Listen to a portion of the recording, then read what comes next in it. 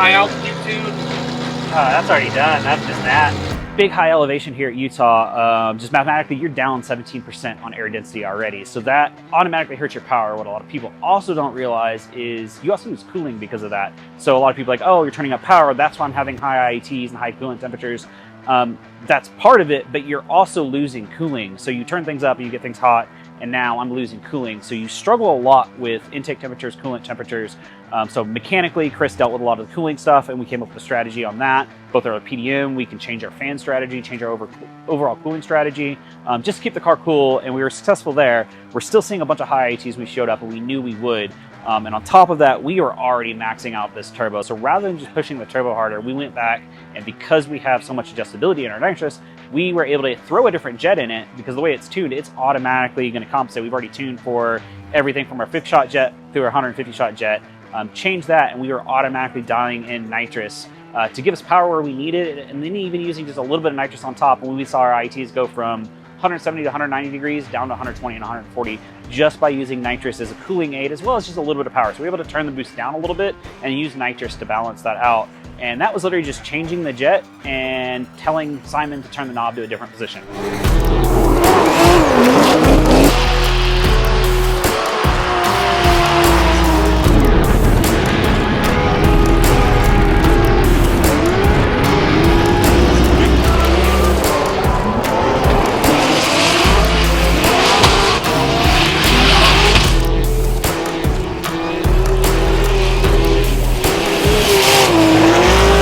What's up everyone?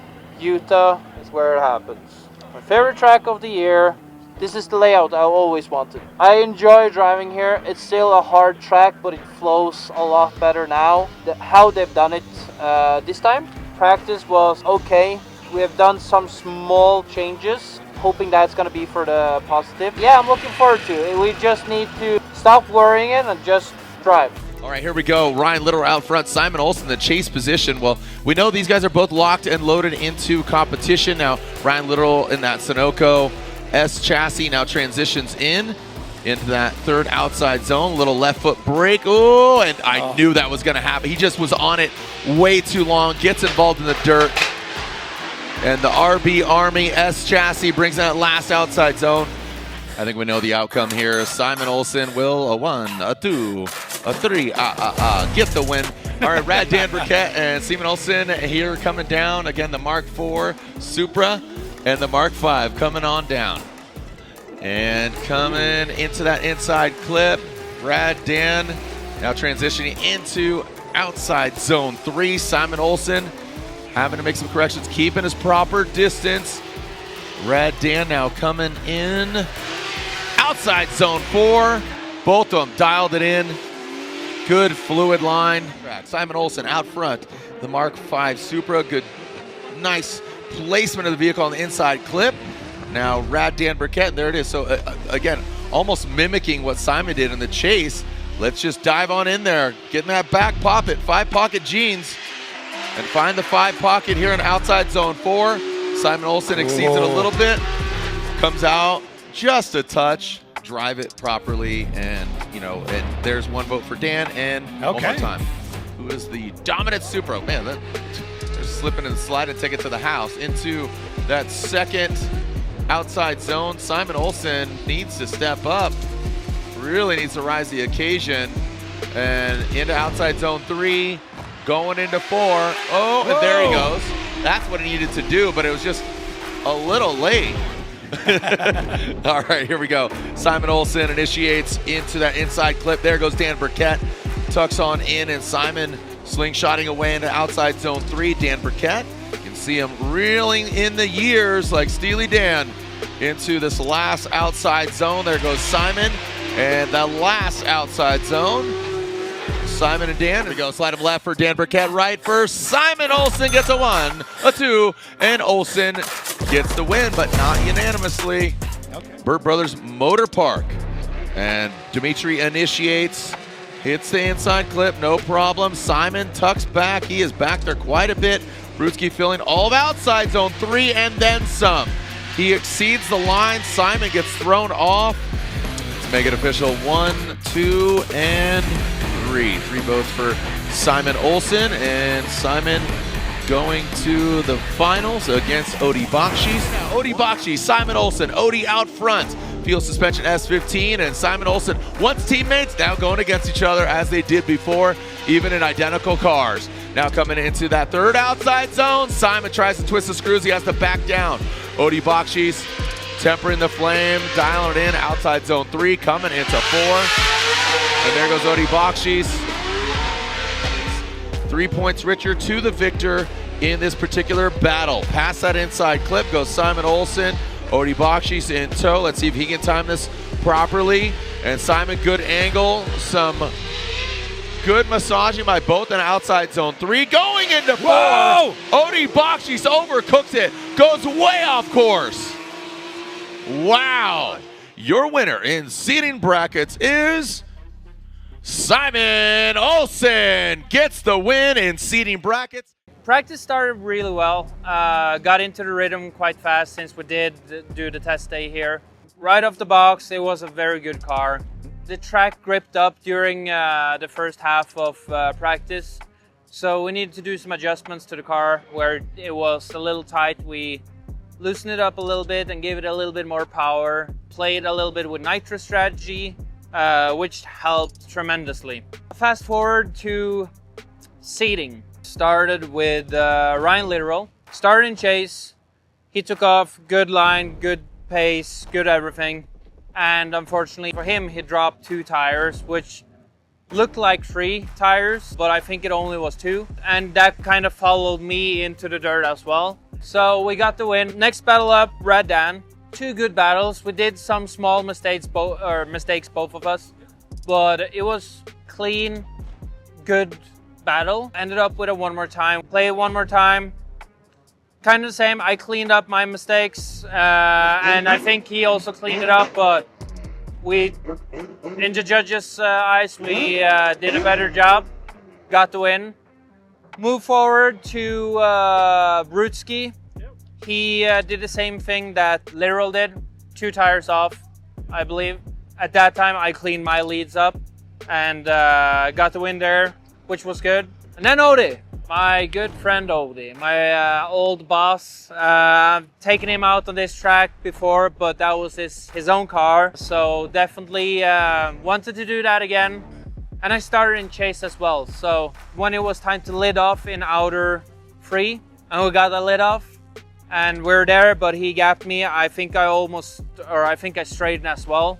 Got back into it, tried to catch up, and then tried to follow him as best as I could, but it was a scrappy chase from me. Tried to reset, get back into the zone, focus on lead. So let's just try and just drive it like you have stolen it. So, and we did. Probably the best lead I've done the whole weekend. And across the finish line, and I shut down, and I'm like looking in the mirrors because you try to stay track right to give space for a chase car. And I didn't see him, so Chris comes over the radio and say, "Hey bud, I think you won that." And I turn around and I see Odie's stranded on the beach. That was just in Polak's words, just as a reference. Unanimous decision, me, got the win. Not the way we want to win, but sometimes you got to take the luck as well. Yeah, so today is our off day. Prospect is doing the finals, and yesterday we noticed some weird noises from the transmission, so we took that out, tried to put in a spare, but before we want to look it over, so we took them both apart and see if we could put one good back together. The spare we had was flawless, so it was an easy swap. Just moving the mounts over, the shifter and all that. So it's going back in, just also a look over, nut and bolt, prep some spares, so we'll be fully on deck, ready for tomorrow. So either the case was loose, or it was twisting, because these aren't over torqued, because there's no torsional failure from being over torqued. They're actually sheared off this way, so the case was moving and pulling on these, and that's what broke it. So either too many clutch kicks, or something was not quite right in the box and was getting a lot of angle. Yeah, like the 2 shafts try to come apart. So a lot of side load on the case. Did you feel movement, or did he feel movement? He said it just felt clunky, and we started hearing a lot more noise. So is this- and when is this the one Chris that- drove it, you could feel a bunch of lash in it, where the gears were chattering up, and that's where you can see in this gear, the gear is just shattered and beat to hell.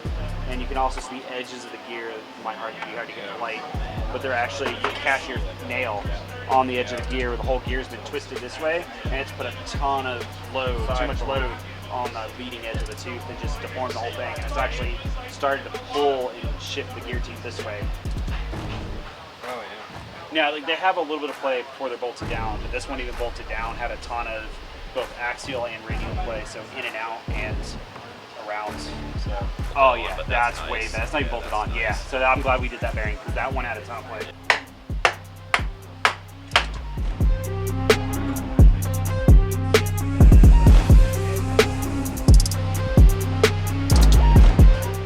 Yeah, so the last time I did it very crudely, quickly, and not calculated.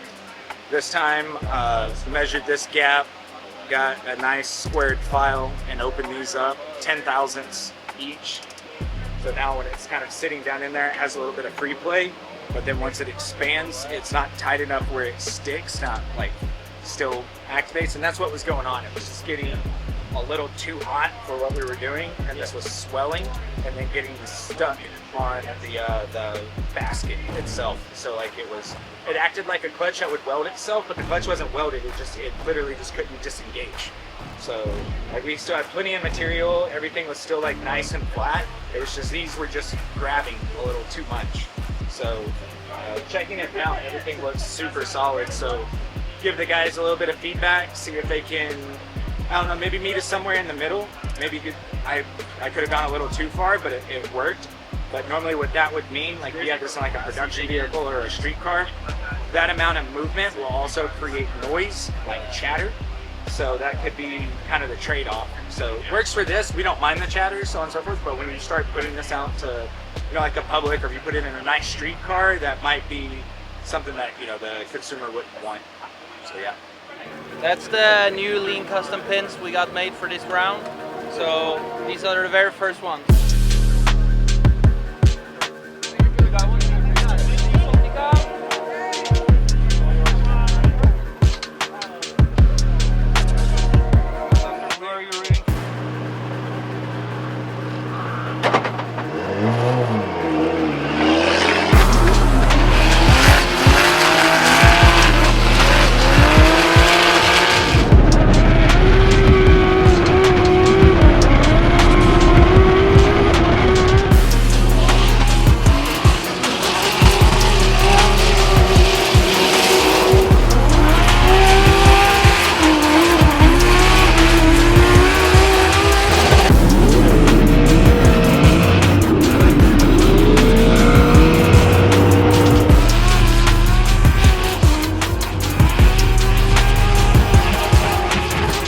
What's up? We're here with Miguel from Willwood, and we're gonna show you off the brakes we have on the car.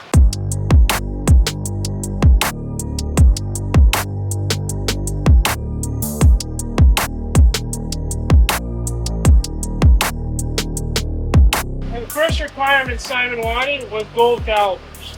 And luckily, we had a new gold color that we did on it. Every driver has its own requirement and what they like and what they don't like. And the main thing we're trying to do with the front is get as much front bite as possible. You don't use a lot of rear brake. So there's a lot of math that goes into this as far as what a driver likes. So we try to stay around a 13-inch rotor as a minimum because that's your leverage. And then this happens to be a 6-piston caliper. It has the largest pistons we have available. The larger the piston, the more clamping force. It really bites that nose. So when he wants to left foot brake or set up the car, he knows he can respond to that.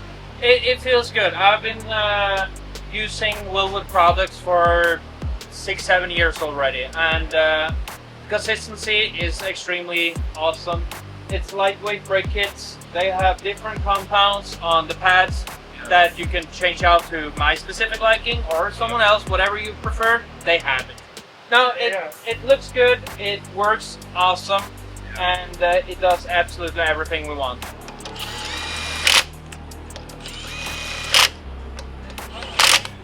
Alright, so we're now in the lineup waiting for a battle against Conor Shanahan in top 32. We have done a solid practice. I feel very good. We have had good feedback from Chris. Chases has been improved a lot. Also leads, we have fine-tuned our line a little bit. We had very good lead drivers to follow in practice, so it was easy to trust them. Did 2 times with Dylan in practice, which was awesome. Like super clean, well fought through, no contact whatsoever, just straight up, clean battle. So that definitely built up the confidence a little bit. I know that Conor Shanahan is not someone you can rest on.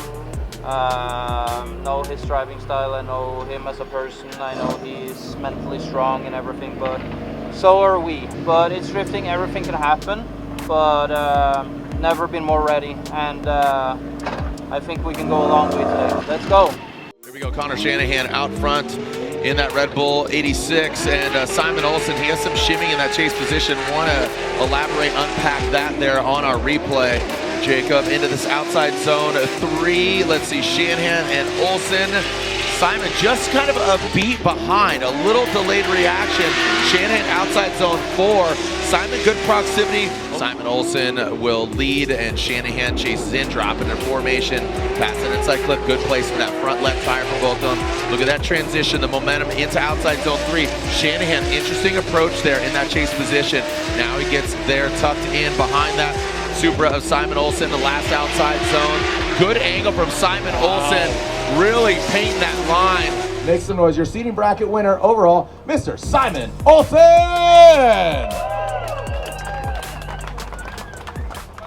Look at this. It's a nice gesture to at least get something for the hard work this weekend. Go to top 32. Start in chase. And right from there, I lost it. Entry, Conor was doing his entry the way he's done it the whole time. But what threw me off a little bit was that he was hanging onto the flick a little longer than I anticipated. And when I was ready to make the dive, that's when he was still holding on to the flick. And I was ready to go, and I felt if I'm doing this now, I'm going to rear end him, and it's going to be on me.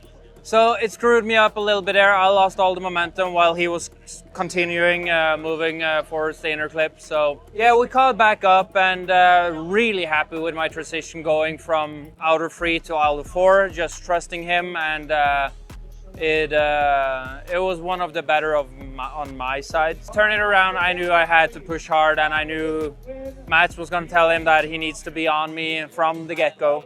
And he was. I gave him all the chances in the world to do an awesome chase. So that's probably, I haven't seen all the drifting, but I'm pretty sure that's top 3 lead runs this weekend. So something positive to take with you, but yeah, this was a very tough day in the office at work. Probably one of the most toughest losses I've done because I felt so good. Felt that we had a car, I felt we had absolutely everything. And then I threw it out the window on such a stupid mistake like that. But that's motorsport. It can go from hero to zero in like this. But the good thing is you can go from 0 to hero like this as well. So this time, unfortunately, it was from hero to 0. We have one more round to get things going. Excited to see how that track is going to work out. Yeah, there's much to looking forward to, and I'm just trying to stay chin up, look forward, and learn from the past now, and keep the momentum going, and hopefully get the results that we strived so hard to get. So, thanks for watching. See you in Long Beach.